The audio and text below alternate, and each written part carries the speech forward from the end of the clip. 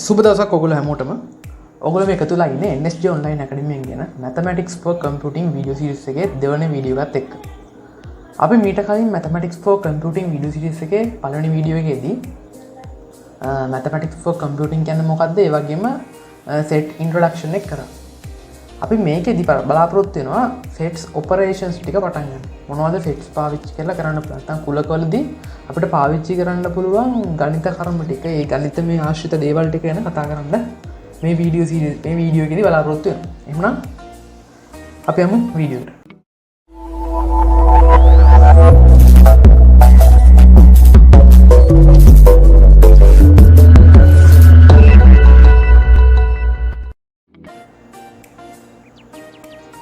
මුලින්ම අපි දැනගන්න ඕනේ මැතමැටික්ස් වල නැත්තම් කුලකවල තියෙන මැත්ස් වල කුලකවල තියෙන වැදගත්ම දෙයක් තමයි අපි මොකක් හරි දෙයක් රීප්‍රසන්ට් කරන්න. නැත්තම් මොනවා හරි දෙයක් නිරූපණය කරන්න පාවිච්චි කරනවා මේ Venn diagram කියන දේ. එතකොට මේ Venn diagram එකක් පාවිච්චි කරන්නේ. එතකොට pictorial way of representing sets. Various sets are represented by circles inside the rectangle. ඒ කියන්නේ මේ වගේ ලොකු කොටුවක් ඇඳලා ඒ ලොකු කොටුව ඇතුලේ අපි හදනවා කෙලින්ම සෙට් එකක්. ඒ සෙට් එක හදුවට පස්සේ මේ රවුම් ඇතුලට තමයි දාන්නේ අපි අදාළ එක. ඒ කියන්නේ මේ රෙක්ටැන්ගල් එක. මේ රෙක්ටැන්ගල් එක කියලා කියන්නේ සෙට් එකේ තියෙන බවුන්ඩරි එක. අපි මේකට කියනවා සාරවත්‍ර කුලක නැත්නම් යුනිවර්සල් සෙට් එක කියලා කියනවා ඉංග්‍රීසියෙන්. මෙන්න මේක ඊට පස්සේ දැන් A කියලා අපි දීලා තියෙනවනේ A E I O U කියලා. ඒ කියන්නේ මේ ඉංග්‍රීසි ඇල්ෆබෙට් එකේ තියෙන වවල්ස් ටිකනේ. ඒ ටික අරගෙන ඒක දාලා තියෙනවා මේ රවුම ඇතුළට. මේ රවුම ඇතුළට ඒක දාන්නේ කොහොමද? ඒකට කිසිම ඕඩර් එකක් නැහැ.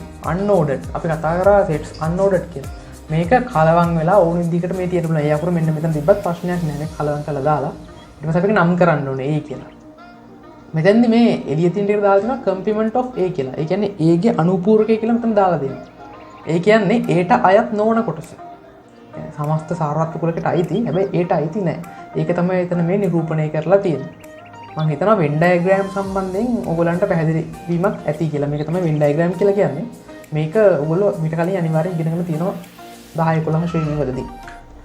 ඊළඟට Venn diagram එකේ හිම තියෙද්දි subset එක ගැන කතා කරන්න වෙනවා. subset එක කියලා කියන්නේ උපකුලක කියන එක.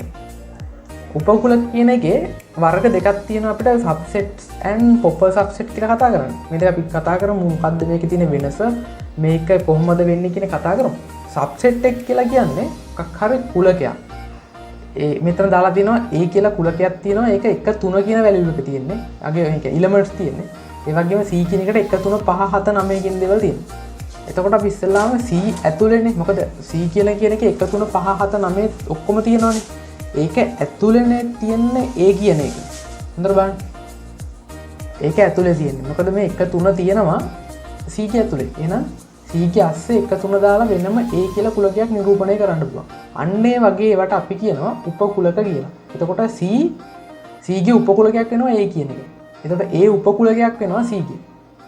මෙතන මේ B කියන එක වැරදි. මේ නෝට් එකේ අවුලක් එතන තියෙන්නේ. මේක C වෙන්න ඕනේ. මොකද අපේ ගාන දීලා තියෙන්නේ C කියලා. මේ නෝට් එකේ එතනදී වැරදි. මේ ඔක්කොම C වෙන්න ඕනේ. එතකොට දැන් මේකේ සබ්සෙට් එක දාන්න මාක් කරන මාක් එක මෙහෙම දාලා මෙහෙම යටින් ඉරක් ගහනවා. එතකොට ඒකෙදි කියන්නේ මේ සම්පූර්ණ සෙට් එකම උපකුලකයක් විතර ගන්න පුළුවන් A ගේ.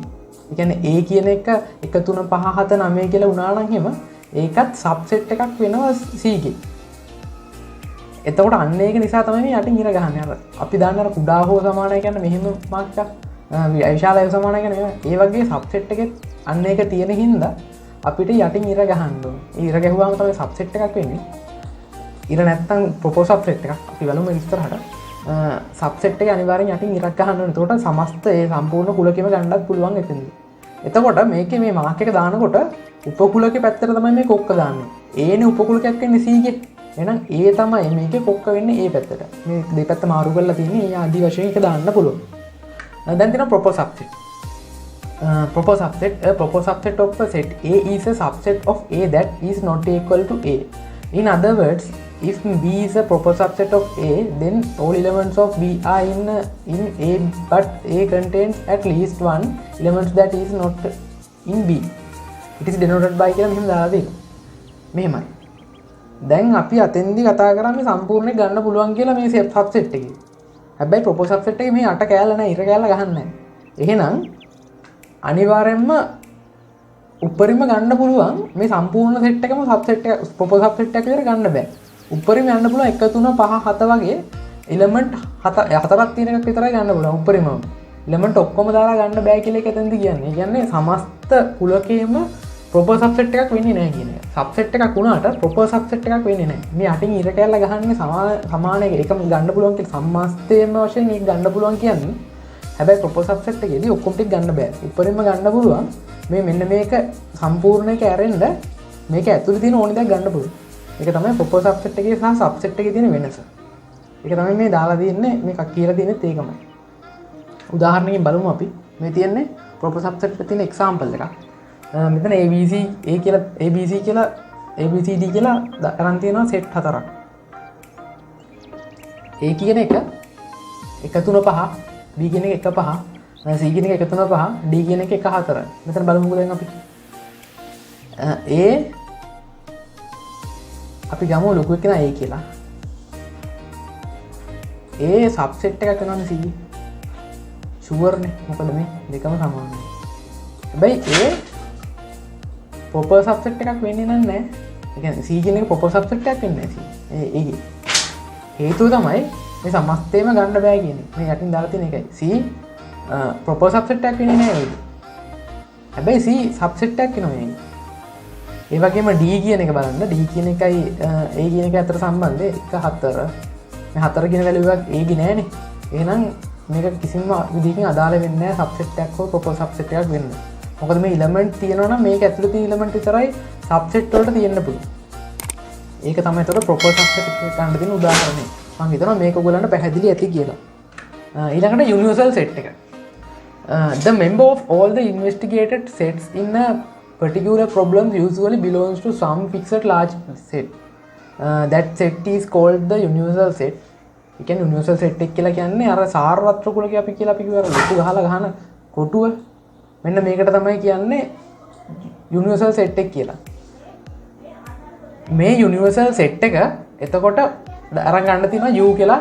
U equal all set students at ATI. එතකොට සමස්ත ස්ටුඩන්ට්ස්ලා ATI එකේ ඉන්න කට්ටිය අපිට ගන්න පුළුවන් යුනිවර්සල් සෙට් එක විදිහට සමස්ත වශයෙන් මේ තියෙන U. ඊට පස්සේ all HND IT students. අපි A මෙහෙම ගත්තොත් එහෙම මේක A කියලා මම ගන්නවා. ඒ වගේම B කියලා ගන්නවා first year students. මේ දෙකකට ඡේදනය වෙනවනේ අනිවාර්යයෙන්. අපි බලමු ඉස්සරහදී කොහොමද ඡේදනය වෙන්නේ කියලා. මෙහෙම තියෙනවා. එතකොට මේ තියෙන්නේ first year HND IT students නේ ඡේදනය වුණොත් එහෙම. මේ තියෙන්නේ first year නොවන HND IT student. මේ තියෙන්නේ first year student ලාගේ තමයි. මේකේ තියෙන්න පුළුවන් අනික් කට්ටිය DA management ඔය කෙනෙක්ට ඉන්න පුළුවන්. එතකොට මේක තමයි යුනිවර්සල් සෙට් එක කියලා කියන්නේ. ඒක තව විදිහකට අපි උදාහරණයක් විදිහට බලමු ෆැක්ටෝරියල් වේ මේ පික්චර් එක මේ කියන්නේ ෆැක්ටෝරියල් විතර දාලා තිබ්බොත් මෙතන දැන් universal set is represented by the interior of a rectangle and other sets are represented by discrete rectangle. ඒ කියන්නේ ලොකු එක ඇතුලේ මේ ඇතුලේ තියෙන දේවල් තමයි මේ යුනිවර්සල් සෙට් එක කියලා කියන්නේ. දැන් යුනිවර්සල් සෙට් එක කියලා කියන්නේ එතකොට සමස්ත වශයෙන්ම ලොකු එක කෙනා. මේ B කියලා දෙන්නේ දාලා තියෙනවා.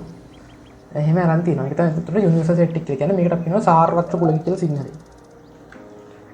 empty set එක. නැත්නම් මේකට කියනවා null set. The set has no elements is called the empty set. It is denoted by මේ shy mark එක හරිය නැත්නම් මේ වරහන් දෙක ඇතුලේ මුකුත් නැතුව mark එක හරිය දාන්න ඕනේ මේකට. The element set is the subset of every set including itself. මේ කියන්නේ මේ empty set එක කෙනෙක් කෙනා හැම වෙලේම ඕනින්ම සබ්සෙට් ඒ කියන්නේ ඒ අදාළ උත්කුලකේ සබ්සෙට් එකක් වෙනවාම තමයි කියලා කියන්නේ. ඒක බලමු පවර් සෙට් වලදී අපි කතා කරමු ඒක ගැන. ඒක අනිවාර්යයි මේක වැදගත් දෙයක් එතකොට. The empty set is a subset of every set including itself. මේක අනිවාර්යෙන් එනවා. දැන් මේ එක්සැම්පල් එකක් දීලා තිනවා A කියලා. බලමු දැන් මේක දාලා තියෙනවා අර set builder notation එකෙන් x වර්ගය සමානයි 4යි. එහෙනම් x කියලා කියන්නේ මොකක්ද? එක්කෝ ඍණ 2 වෙන්න ඕනේ. නැත්තම් ධන 2 වෙන්න ඕනේ. එහෙමනේ. ඍණ 2 හෝ ධන 2නේ අනිවාර්යෙන් වෙන්න පුළුවන්. මොකද ඍණ 2 වරක් ඍණ 2 වුණොත් ධන 4 හැදෙනවා. නැත්තම් ධන 2 වරක් ධන 2 වුණොත් එහෙම ඒ කියන්නේ වාරයක් වුණොත් එහෙම ඒ ධන 4 හැදෙනවා. එහෙම නෙවෙන්නේ. and එක දාලා තියෙනවා. and එක කියලා කියන්නේ ඒක සහ ඒක තව වෙන්න ඕන කන්ඩිෂන් එක මොකද්ද? x is an odd integers. odd integers කියලා කියන්නේ ඔත්තු සංඛ්‍යා. ඔත්තු සංඛ්‍යා කියන්නේ 1 3 5 7 9 වගේ වනේ. ඒවා වෙන්න බෑනේ මේ ඍණ 2යි ධන 2 අනිවාර්යයෙන්ම ඉරට්ටේනේ. එහෙනම් මේක empty set එකක්. මොකද මේකේ අවයව නැහැ. එහෙනම් මෙහෙම මේ මාක් දෙක හරි නැත්නම් ෂයි මාක් එක හරි දාන්න වෙනවා එතන. ඒක තමයි එතනට දාන්න. එතකොට දැන් empty set is subset කියන එක මෙන්න අනිවාර්යයෙන්ම මතක තියාගන්න. ඒ වගේම මේ මාක් එක මතක් කරගෙන තියාගන්න. ඊට දෙන power set එක. The power set is set of the all subsets that can be created from the given sets. එතකොට power set එකෙන් කියන්නේ all subsets. proper subset නෙමෙයි පටල ගන්න එපා. අර යටින් ඉර කැල්ල එන එක තමයි පාවිච්චි කරන්නේ. subset ගන්න හැටි කියන්නේ. එතකොට ඒකට සූත්‍රයක් තියෙනවා. මෙන්න මේක. if a ගේ ඇතුළේ තියෙන අවයව ගාන අපි කාඩිනලිටි ගැන කතා කරා. ඇතුළේ තියෙන අවයව ගාන a නම් ඒ කියන්නේ ඇතුළේ a කියන එක්කෙනාගේ අවයව ගාන n නම් ඒක අපිට දෙන්න පුළුවන් PA 2 n වෙනි බලය කියලා. මේක තේරෙන්නේ නැහැ නේ එහෙම කිව්වට. බලමු මේ උදාහරණෙත් එක්ක. A equal 1 2 3 කියලා තියෙනවා. එලිමන්ට් 3ක්. මේකේ කොච්චරක් තියෙද අවයව? 3යිනේ තියෙන්නේ. එහෙනම් A ගේ මාපාංකය 3යි. එහෙනම් මේකේ පවර් සෙට් එක වෙන්නේ කොහොමද? නැත්තම් ඔක්කොම සබ්සෙට් ටික වෙන්නේ කොහොමද? 2 3 වෙනි බලය. මේ තියෙන අවයව ගානෙන් 2 එක 2 බලයක් විතර ලියනවා. 2 3 වෙනි බලය 8යි. එහෙනම් 8ක් තියෙනවා. ඒ 8 හැදෙන්නේ කොහොමද කියලා දැන් බලමු. අපි කිව්වා ඕනින්ම කුලකයක සබ්සෙට් වල ප්‍රධාන වශයෙන්ම මේ empty set එක තියෙනවා. සබ්සෙට් නේ. ප්‍රොපර් සබ්සෙට් නෙමෙයි. සබ්සෙට් වල තියෙනවා. ඒ වගේම සබ්සෙට් වලට ඒ කුලකේ මේ කුලකෙම ගන්නත් පුළුවන්. ඒ දෙක අයින් කරාම තව 6ක් ඕනේ. ඒක හදන්නේ කොහොමද? ඒක හදන්නේ මේ ඇතුලේ තියෙන කල්ලා වෙනම ගන්නවා. 1 වෙනම ගත්තා, 2 වෙනම ගත්තා, 3 වෙනම ගත්තා, 1 2 වෙනම ගත්තා, 1 3 වෙනම ගත්තා, 2 3 වෙනම ගත්තා. එහෙමයි හදලා මේ 8 හදාගෙන තියෙන්නේ. ඔය ආදී වශයෙන් අපි බැලුවොත් අපි ගමු ඉලමන්ට් 4ක් තියෙන කෙනෙක් ඉන්නවා කියලා. එයාගේ හදන්නේ කොහොමද එතකොට? ඉලමන්ට් 4ක් තියෙන කෙනෙක් ඉන්නවා නම් එහෙම 2 4 වෙනි බලය. මෙතන අපි කියමු 3 4ක් ආවද? එතකොට 2 4 වෙනි බලය. එහෙනම් 16යි. එහෙනම් පවර් සෙට් එකට තියෙන්න ඕනේ 16 දෙනෙක්. ඒක හදන්න පුළුවන් ඉතින් අපිට. හදලා බලන්න ඕගොල්ලෝ තනියම. ඉස්සල්ලාම ගන්න මේ MT එකයි 1 2 3 4 කියන එකයි දෙක අරගෙන ඇතුලෙන් තියෙන ටික කල්ලා දාන්න. හැබැයි එකම රිපීට් වෙන්න බෑ. කියන්නේ දෙක එක වගේක් වෙන්න බෑ. තුන එක වගේක් වෙන්න බෑ. මේක කලවම් වෙලා තියෙන්න පුළුවන්. ඒ කියන්නේ 1 2 ගත්තා 2 1 ගත්තා දෙකම එකමයි. ඒක තමයි එතකොට සෙට් වල තියෙන පවර් සෙට් කියන කතාව. ඊට තියෙනවා ඩිස්ජොයින්ට් සෙට් කියලා. ඩිස්ජොයින්ට් සෙට් කියලා කියන්නේ මේ වගේ මැද්දේ මේක මෙහෙම අරගෙන ඉවරලා මම ගත්තත් මෙහෙම දෙකක් අරගෙන මේක ඡේදනය වෙලා නැහැ නේ මැද්දේ. ඡේදනය වෙලා නැති හින්දා මේවා ඩිස්ජොයින්ට් සෙට් කියලා කියනවා. කියන්නේ ඡේදනයක් නැහැ. ඡේදනය අභිශූන්‍ය නැහැ ඒක. ඩිස්ජොයින්ට් සෙට් එකක් කියලා කියනවා. මේක ඩිස්ජොයින්ට් එතකොට. ඊළඟට තියෙනවා set operations කියන කතා කරන්නේ. set operations. There are several fundamental operations for constructing new sets from given sets කියලා තියෙනවා. එතකොට මේකේ තියෙනවා union එක, intersection එක, difference එක, symmetric difference එක, complement එක කියලා. මේක මේ පහ අපි දැනගන්න ඕනේ. union එක කියලා කියන්නේ අපි කියනවා මේලේ කියලා සිංහලෙන්. intersection එකට කියනවා අපි ඡේදනය කියලා. ඩිෆරන්ස් එක ඔයගලන්ට අලුතෙන් ඉගෙන ගන්න තියෙන එක සිමෙට්‍රික් ඩිෆරන්ස් එකත් අලුත් එකක් කම්ප්ලිමන්ට් එක කියලා කියන්නේ අනුපූරකය. මේ තුන අපි සාමාන්‍ය විදිහට දන්නවා මේ වෙනකොට. අපි ඒක බලමු කොහොමද වෙන්නේ කියලා. එහෙනම් අපි බලමු ඉස්සලාම යුනියන් එක කියන්නේ මොකක්ද කියලා. Union of two sets A and B is the set of all elements which belongs to either A or B or both. This is denoted by A union B. A union B එහෙනම් කොහොමද වෙන්නේ? මොකක් හරි set දෙකක් තියෙනවා. AB වෙන්න පුළුවන්, PQ වෙන්න පුළුවන්, XZ වෙන්න පුළුවන් ඕන එකක්. ඒ සෙට් දෙකටම ඒ කියන්නේ සෙට් දෙකේම තියෙනවා අරගෙන. ඒ කියන්නේ සෙට් දෙකටම අයිති වෙන්න ඕනේ නැහැ. ඒකට පොදු වෙන්න ඕනේ නැහැ. ඒ සෙට් දෙකේම තියෙනවා අරගෙන. හෝ ඒ සෙට් දෙකේම ඒක නැත්නම් A ගේ හෝ B ගේ හෝ කියන එක තමයි එතකොට මේලෙත් එක්ක යන්නේ. හෝ නැත්නම් O කියලා අපිට කියන්න පුළුවන් ඉංග්‍රීසි වලින්. එතකොට මේක අපි ලොජික් ගේට් එක බැලුවොත් එහෙනම් DR වලදී ලොජික් ගේට් අරන් තියෙනවනේ. මේක නේ O ගේට් එක වගේ. O ගේට් එකේ කොහොමද මාක් එක A+B. ඔන්න ඔය වගේ අනේක තමයි යුනියන් එකේදී වෙන්නේ. ඒ කියන්නේ මෙතන මේ නොටේෂන් එකේ දාලා තින්නේ x අවයවයක් වෙනවා A ගේ, ඒ වගේම x අවයවයක් වෙනවා B ගේ. හෝ මේ දෙකටම අයිති ටික ගන්න. ඒ කියන්නේ දෙකේම තියෙන ඔක්කොම ගන්න පුළුවන්. සමස්තයම තමයි මේලේ කියලා කියන්නේ. ඒ කියන්නේ සාරවත්‍ර කුලක නෙමෙයි, සාරවත්‍ර කුල සම්පූර්ණ එක නෙමෙයි. අර අදාළ කුලක දෙක ඇතුලේ දෙකක් වෙන්න පුළුවන්, තුනක් වෙන්න පුළුවන්, ඕනෙක ගණක් වෙන්න පුළුවන්.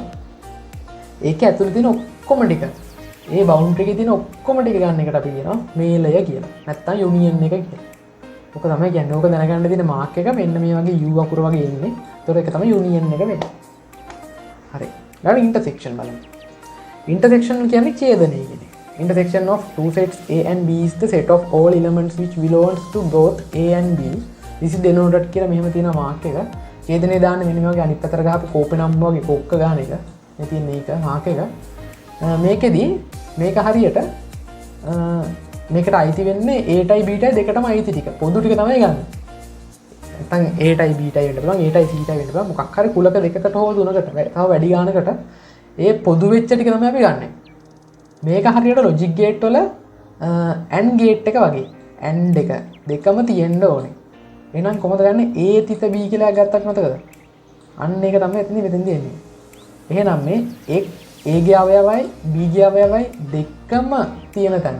A ගේ B ගේ දෙකේම අවයව පොදුවේ තියෙන තැන මේ මැද කැපෙන තැනනේ. මෙන්න මේක තමයි එතකොට A intersection B කියලා කියන්නේ. මේක වෙන නම් දෙකක් ආව නම් මේ නම් දෙකට දාලා දිනවා P Q නම් P intersection Q. එහෙමයි ගන්න. හරි සරල දෙයක් තියෙන. ඒතකොට intersection එක ගැන කතා කරන්නත්. එහෙනම් difference එක. ඔන්න අලුත් එකක් අපිට අවිලා තියෙන. Difference of two sets A and B is the set of all elements which belongs to A but which does not belongs to B. This is denoted කියලා මෙන්න මේ වගේ මාක් දෙකක් තියෙනවා. එක්ක මේ ස්ලෑෂ් එක දාලා ලියන්න පුළුවන් නැත්නම් ඩෑෂ් එක දාලා ලියන්න පුළුවන්. ඕකේ කතාව මෙන්න මේකයි. හරි සරල දෙයක්. මේව ගැන වැඩි හිතන්න එපා. අපිට මොකක් හරි කුලක දෙකක් හරි තුනක් හරි මොනවා වගේ ගානක් දීලා මෙන්න මේ වගේ මාක් එකක් දීලා තිබ්බොත් A-B කියලා තිබ්බනම් මේ කියන්නේ A ට අයිති B ට අයිති නැත. A ට විතරයි අයිති. A ට විතරක් අයිති කියලා තමයි ඒතර ගන්න දෙන්නේ. මේ රූප තරණ බලන්න. මේ පාට කරලා තියෙන්නේ A ට විතරක් අයිති ටිකනේ. B ට අයිති පොඩ්ඩක්වත් නැත්නම් A ටයි B ට දෙකටම අයිති ටික අයින් කරලා දෙන්නේ. එතකොට අන්න එහෙම තමයි ඩිෆරන්ස් එක හැදෙන්නේ. මේ පළවෙනියට ඉන්න එක්කෙනාට විතරක් අයිති ටික තමයි අපි ගන්න. දැන් B-A කියලා ගත්තා නම් B ට විතරක් අයිති ටික විතරයි ගන්න. එහෙනම් මෙන්න මේ පැත්ත පාට කරලා තියෙන්න ඕනේ. අර පැත්ත සම්පූර්ණයෙන්ම පාට නැතුව තියෙන්න ඕනේ. ඔක්කොම සුදු පාට වෙලා. අපි නැත්තම් මේ තියෙන එකෙන්ම අකුරු දෙක මාරු කරමු. තියෙන එකෙන්ම අකුරු දෙක මාරු කරමු. ඒක වැඩි ඉවරයි. ඒ කියන්නේ අපි ගමු මේක B මේක A කියලා. ඔන්න B dash. B විතරක් පාට කරලා A පැත්තේ මුකුත් නැහැ. අන්න එහෙම තමයි එතකොට ගන්න. මේ මුලට තියෙන කීයට විතරක් අයිති ටික විතරයි එතකොට ඩිෆරන්ස් එකේදී ගන්න. අපි උ ගණන් හදමු ඉස්සරහදී. ඕක තමයි එතකොට වෙන්නේ. මේ මෙතන දීලා තියෙනවා x ට A අයිති B ට අයිති නැහැ. ඒක තමයි මේ A dash B කියලා තියෙන්නේ. ඔය මාක් දෙකම ඕන එකක් ගන්න පුළුවන් ඕගොල්ලන්ට. ඔය තමයි ඩිෆරන්ස් එකේ කතාව වෙනකොට. ඊළඟට සයිමෙට්‍රික් ඩිෆරන්ස්. මතක තියාගන්න ඩිෆරන්ස් එක පටල ගන්න එපා. අර ඉස්සරහ මුලට දාන එක්කෙනා විතරයි අයිති වෙන්නේ. The symmetric difference of the sets A and B consists of those elements which belongs to A or B but not to both A and B. And this is denoted A plus oval B. ඒ කියන්නේ A plus දාලා අපේ රවුමුකුත් දාලා තමයි B දාන්නේ. ඒක තමයි symmetric difference එකේ mark එක. ඕකෙදි වෙන්නේ හරි සරල දෙයක්. A B දෙකම ගත්තා. ඒකනේ මෙතන අරන් තියෙන්නේ. A B දෙකම අරගෙන ඒකේ A ටිකයි අයිති A විතරක් අයිති ටිකයි B විතරක් අයිති ටිකයි විතරයි ගන්නෙ. මේකේ දෙන්නටම පොදු ටික තියෙනවා නම් අයින් කරනවා. ඩිෆරන්ස් එකේ නම් ගත්තේ මොකද්ද? මුලට තියෙන එක්කෙනාට විතරක් අයිති ටික ගත්තා. සයිමෙට්‍රික් ඩිෆරන්ස් එකේ දෙන්නගෙම ටික ගන්නවා. දෙන්නටම පොදු වෙච්ච ටික අයින් කරනවා. මේ ඡේදනය අයින් කරලා දෙනවා. ඔන්න ඔක තමයි සයිමෙට්‍රික් ඩිෆරන්ස් කියලා කියන්නේ. අපි ගණන් කරලා බලමු. A plus oval B මෙන්න සූත්‍රයක් වගේක් තියෙනවා. මේකත් ඔන්න මතක තියාගන්න. මේක තියෙනකොට අපිට වෙල් ඩයග්‍රෑම් අඳින්න නැතුව ලස්සනට ගන්න පුළුවන් අර ඉස්සරහදී තව ක්‍රමයක් අපි ඉගෙන ගන්න ඔපරේෂන්ස් කරන්න. A union B dash A intersection B. හරිනේ ඉතින් කතාව. A union B dash A intersection B. A union B කියලා කියන්නේ මොකක්ද? අපි union එකේදී කිව්වේ මේ සම්පූර්ණ සමස්ත ටිකනේ. දැන් මෙතන ඩිෆරන්ස් එකක් ගන්න තියෙන්නේ. නිකන් අඩු කිරීමක් වගේ ගන්න තියෙන්නේ. A union B ගෙන් අයින් කරන්න A intersection B සමස්තය අරගෙන මැද කැල්ල අයින් කරන්න කියලා මේ මෙතන සූත්‍රයෙන් කියලා තියෙනවා. හරි සරල දෙයක්. symmetry difference theory එක ගන්න ඕනේ මේ ටිකේ. ඊට complement එක. The complement of sets A is the set of elements which belongs to the universal set but which do not belongs to A. This is denoted by A complement. මේ Mark තුنين ඕන එකක් පාවිච්චි කරන්න පුළුවන්. ඒ කියන්නේ මොකක් හරි අපි කුලකයක් කියනවා. අපි මම කියා දුන්න පළවෙනි වීඩියෝ එකත් ඔයගොල්ලන්ට. මෙහෙම ගත්තා මේ යුනිවර්සල් සෙට් එක. මේකේ A කියලා කෙනෙක් ඉන්නවා.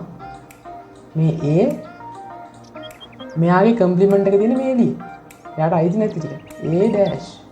නැත්නම් A bar A කම්ප්ලිමන්ට් මේ ඕන එකක් ලියන්න පුළුවන්. එතකොට මේක Aට අයිති නෑ. Aට අයිති නැතුව ඉතුරු ඔක්කොම ටික ගන්න පුළුවන්. Aට අයිති නැති ටික. මොකද තමයි එතකොට කම්ප්ලිමන්ට් එක ගන්නකොට කියන අපි අනුපූරක කියලා සිංහලෙන්. අපි දැන් පොඩි එක්සර්සයිස් ටිකක් බලමු. මම ඔන්න දැන් දාලා තියෙනවා දෙපැත්තෙන් වෙන් ඩයග්‍රෑම් එක දාගත්තම බලමු. A difference B. මම මේක මාක් කරගන්නවා මෙන්න. අපි මේක දාගමු බවුන්ඩරි එක. ඔන්න යුනිවර්සල් සෙට් එක. හරි. මේක මම මාක් කරනවා A කියලා. මේක මම මාක් කරනවා B කියලා. හරිද? A difference B. ඔන්න පළවෙනි එක. මෙන්න මේ පැත්ත පාට කරා නම් හරි. හරිද? එක පැහැදිලි ඇතිනේ ඔයගොල්ලන්ට. ඊළඟට මකමු මේක erase කරලා මම මේක C කියලා දාගන්නවා. ඊළඟේ BC අතර සම්බන්ධයක් තියෙනවා. C. දැන් මේක C වෙනවා. එහෙනම් A union C. A union C කොහොමද ගන්නෙ? union නම් මේ සමස්ත ටික ඔක්කොම තනින් කරන්න මේ ටික. ඊට පස්සේ A intersection B union C. ඔන්න එතකොට දැන් තුනක් එන්න ඕනේ. එහෙනම් මම ගන්නවා මෙන්න මේක. මේකට මම බවුන්ඩරි එකක් දා ගන්නවා එළියෙන් මෙහෙම. ලස්සන දෙන්නේ නැහැ මේක. නඳ ගන්න අමාරුයි. මේක A මේක B මේක C කියලා මම ගන්නවා. දැන් අහන්නේ A union B intersection C. B union C. B union C කොහොමද ගන්නෙ? මෙන්න මේ ටික තමයි B union C. හරිද? A intersection C මොකද්ද එතකොට? intersection කියන්නේ B union C එකට අදාළව Aට තියෙන ඡේදනය. කොයි කැලේ එතකොට ගන්නෙ? A ගේ ඡේදනය වෙන කැලේ තමයි මෙන්න මේ ටික. ඒක උත්තරේ එන්න ඕනේ මෙන්න මේ ටික විතරයි. හරිද? අර වටේ ටික එතකොට මකලා දාන්න ඕනේ. මේ යන්නපු යට ටික. අන්න අර ටික විතරයි එන්නේ. තමයි එතකොට A intersection B union C එන්නේ. ඊළඟට බවුන්ඩරි එකක් නැකුණා. A intersection B. මම නිකන් මේක කරගෙන යන්නම් දැන් ඉච්ච ලොකු දෙයක් නෙවෙයි. A intersection B නම් මේ මැද ටික විතරයි පාට වෙන්නේ. A intersection C නම් A C කියලා දාගත්තා මැද ටික විතරයි පාට වෙන්නේ. මේක තනියෙන් කරන්න ඕනේ දැන් ඔයගොල්ලෝ. A union B. එමේ E intersection B. E intersection B නම් මේ මැද ගැල්ල මේ බලමු. A B C කියලා තුනක් තියෙනවනේ එතන. ඒක දාගන්න ඕනේ නම් මේ බවුන්ඩරි එක ඕනනම් යන්නේ නැහැ. B C එහෙම හඳුනන නිකන්. මේක B. A intersection B නම් මෙන්න A B. මෙන්න මේ ටිකේ intersection වෙන්නේ මෙතනදී. A intersection C නම් මෙන්න මේ ටික. ඒක යුනියන් එක නම් කොහොමද? මේක සම්පූර්ණයෙන්ම. අන්න එහෙමයි ගන්න. A union B union C නම් මේ සම්පූර්ණ ටික පාට කරාම හරි. A union B union C ති කම්ප්ලිමන්ට් එක. මේ බවුන්ඩරි දාන්න වෙනවා දැන් මෙතනදී. මේකට අදාළ නැති ටික. මේ වටේ ටික විතරක්. ඒ තමයි මේකෙන් එන්නේ. A කම්ප්ලිමන්ට් කියලා කියන්නේ A කියලා විතරක් තියෙන එකද ඒක එළිය ටික. A කම්ප්ලිමන්ට් B කම්ප්ලිමන්ට් C කම්ප්ලිමන්ට් ඉන්ටර්සෙක්ෂන් එකට එක බලන්න කර. එතකොට සරලයි. ඔහොම වෙන් ඩයග්‍රෑම් වලින් ඕ ටික අඳින්න පුළුවන්. පොඩි දෙයක් තියෙනවා. ඊළඟට තව එක්සර්සයිස් එකක් තියෙන එකක් බලමු. If u equal 1 2 3 4 5 6 7 8 9 a 1 2 3 b 3 4 5 6 c 2 3 find the elements of following ඔන්න a union c කොහොමද ගන්නෙ a union c නම් a ගේ c ගේ දෙකේම තියෙන ටික මොනවද තියෙන්නේ එක තියෙනවා දෙක තියෙනවා තුන තියෙනවා 1 2 3 a union c කියලා කියන්නේ b union c b union c නම් b ගේ c ගේ දෙකෙන් තියෙනවා දෙක තුන හතර පහ හය ඩේට ඩුප්ලිකේට් වෙන්න බෑ කියලා මම කියවනේ දෙක තුන හතර පහ හය A intersection B ඒකයි මේකයි පොදු ටික A intersection B A intersection B අවිෂුන්නේ නේ ආන තුන තියෙනවා A intersection B වල තුන තියෙනවා A intersection C E intersection C වල මොනවද තියෙන්නේ පොදු ටික දෙක තුන මේ කුලකයක් විදිහට දාගන්න ඕගොල්ලෝ B complement B ට අයිති නැති ටික. එතකොට බලන්න කොහොමද? මේ මෙන්න මේ ටික නැතුව ඊටු ඔක්කොම ටික 1 2 3 4 5 6 අයින් කරා 7 8 9 1 2 7 8 9 මේකට එන්නේ. complement එකට. A union B complement A union B මෙතන බැලුවා අපි. බැලුවේ නෑ. A union B බලන්න මෙතන 1 2 3 4 5 6 ඒ කම්ප්ලිමන්ට් එක මොකද 1 2 3 4 5 6 අයින් කරාට පස්සේ 7 8 9 තමයි මේකේ කම්ප්ලිමන්ට් එක වෙන්නේ B intersection C B intersection C මොනවද B ටයි C ටයි අයිති ටික පොදු ටික තුන තමයි තියෙන්නේ තුන විතරයි මේකට A intersection B intersection C මොනවද තුනටම අයිති ටික බලන්න එක ඔක්කොටම අයිති නෑ දෙකත් ඔක්කොටම අයිති නෑ තුන විතරයි ඔක්කොටම අයිති තුන තමයි නම් මේකට උත්තරේ A difference C A ට අයිති C ට අයිති නැති ටික A difference C A ට අයිති 1 2 3 A ට අයිති ටික B ට අයිති C ට අයිති නැහැ දෙක තුන තියෙනවා එහෙනම් මේ දෙක තුන මෙතනින් අයින් කරන්න ඕනේ A ට විතරක් අයිති ටික නේ අපි ගන්නෙ එහෙනම් එක විතරයි මෙතෙන්ට එන්නේ මේකට වෙන් ඩයග්‍රෑම් අඳින්න ඕනේ නැහැ B complement difference A complement B complement මොකද්ද වෙන්නේ B ට අයිති නැති ටික අන්න දැන් B complement අපි දෙමු B complement මොකද්ද වෙන්නේ 3 4 5 අයින් කරාම 1 2 7 8 9 1 2 7 8 9 A complement කොහොමද 1 2 3 අයින් කරාට පස්සේ 4 5 7 8 9 4 5 6 6 A complement 1 2 3 අයින් කරාට පස්සේ 4 5 6 7 8 9 4 5 7 8 9 දැන් අයින් කරන්න ඕනේ B complement dash B complement difference A complement B complement එන්නේ 1 2 7 8 9 මෙතන A complement එන්නේ 4 5 7 8 9 මෙන්න මේ ටික පොදුයි දෙකත්තෙම ඒ ටික අයින් කරලා දාන්න ඕනේ එහෙනම් ඉතුරු වෙන්නේ B ගේ විතරක් අයිති ටිකනේ එහෙනම් 1 2 අදලා බලන්න මේවා easy A complement difference B complement A complement intersection B complement A complement මොකද්ද 4 5 6 7 8 9 ඒකනේ B complement 1 2 7 8 9 දෙකටම පොදු ටික මොකද්ද 7 8 9 මෙන්න 7 8 9 ඔය ඉඳලා කරලා බලන්න හරි ලේසි හරි අන්තිම ගානත් බලමු දැන් එතන ඔන්න ගණන් ටික හැදුවා පොඩ්ඩක් try කරන්න ඕගොල්ලෝ තනියම මම පොඩ්ඩක් වේගින් කරා වීඩියෝ එක පෝස්ට් කර පොඩ්ඩක් පස්සට අරන් ගණන් හරි බලන්න ඕක පොඩ්ඩක් නැත්නම් වීඩියෝ ගොඩක් දිග්ගැස් වෙනවා ඒකයි මම මේ ගණන් ටික ඉක්මනින් කරේ මේක බලමු in a class 40% of the students enrolled for maths and 70% enrolled for economics if 15 of students enrolled for both maths and economics what percentage of students of the class did not enroll of the either of the two subjects ඒ කියන්නේ subject දෙකකින් එකක්වත් කරන්නේ නැති පිරිස කොච්චරද කියලා අහන්නේ. හරි. මම මේක දාගන්නවා මොනවද තියෙන්නේ මෙතන maths කියලා. මම m කියලා දාගන්නවා. මේක දාගන්නවම econ කියලා. එහෙනම් e කියලා මම දාගන්නවා මේකට. මේවා ඩිෆයින් කරන්න ඕගොල්ලෝ උඩින් m equal maths කියලායි e equal economics කියලායි. දැන් දෙන්නටම පොදු ටික කියලා කියන 5 දෙනෙක් ඉන්නවා කියලා. එහෙනම් මම මේ 15 දාගන්න මැද්දේ. දෙන්නටම පොදුයිනේ. ඔක්කොම ළමයි 100න් ඉන්න ඕනේ. මොකද 100% ගන්න දීලා දෙන්නේ. ඊට පස්සේ ඉන් ක්ලාස් මැත්ස් වලට 40ක් එන්රෝල් වෙනවා. මම මේක දාගන්න මෙන්න මේ උඩ. හේතුව තමයි මේ 40 සම්පූර්ණයෙන්ම මේ මෙන්න මේ කැලට අයිති වෙන්න බෑ. හරිද? මෙතන දැන් මේ දෙකම ගන්න කට්ටියක් තියෙනවානේ. දැන් අපිට ගාන දීලා තියෙන මේ ගාන අවුලක් නැහැ. වෙන ගානක් આવොත් එමේ අපි ඒක දාගන්න කළා මෙතන උඩ. මේ 70 ඉකොනොමික්ස් එක දාගන්න මෙතන උඩ. එහෙනම් දැන් අඩු කරනවා. 40න් 15ක් අඩු කරාම 25යි.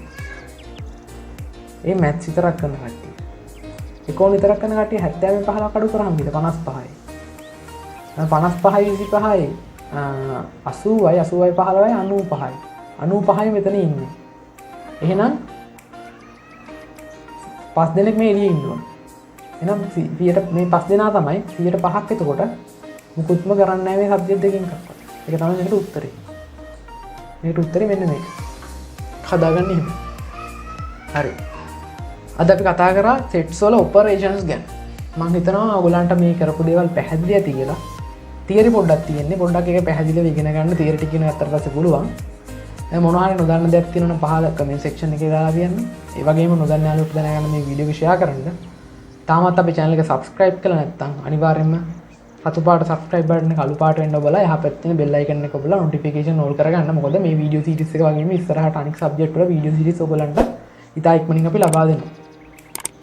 ඒ වගේම අපේ WhatsApp group එකක් තියෙනවා. අපේ Telegram channel එක තියෙනවා. ඒවට join වෙන්න. ඒ වගේම Facebook group එකක් තියෙනවා. ඒ ඔක්කොටම join වෙලා ඔයගොල්ලන්ගේ තියෙන ප්‍රශ්න, ඒ කියන්නේ ඔයගොල්ලන්ගේ papers වල ආව ප්‍රශ්න නම් මම ඒවා ඔක්කොම විසඳ ගන්න පුළුවන් මේ වීඩියෝ වල නැති දේවල් පවා. ඒකින්ද ඒවට join වෙන්න.